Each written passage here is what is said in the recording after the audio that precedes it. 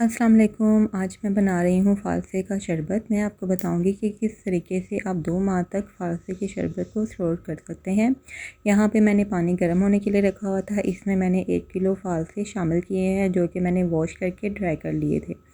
हमने सिर्फ इसे 2 मिनट तक उबाल देना है। इसके बाद जी आपने जिससे आलू मैश करते हैं उसकी मदद से आपने फ़ालसों को मैश कर देना है अच्छे तरीके से।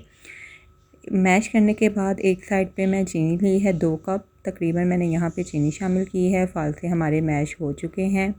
इसके बाद जो हमने फ़ालसे मैश किए हैं इसे हम किसी छन्नी की मदद से छान लेंगे। इस तरीके से आपने प्रेस करके छान लेना है। देखें जी हमने छान लिया है। उसके बाद जी अब यहाँ पे मैंने 1 अदद नींबू शामिल किया है। लेमन शामिल करने के बाद हम इसे शीरे की तरह पकाएंगे।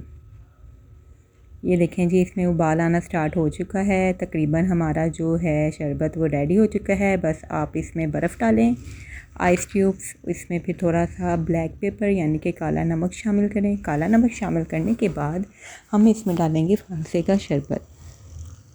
आप इसे किसी भी बोतल में डाल के 2 माह तक स्टोर कर सकते हैं। इसके बाद जब भी आपका दिल करे शरबत पीने का आप एक गिलास लें, उसमें बर्फ़ डालें, काला नमक डालें और शरबत डाल दें जो हमने रेडी किया है।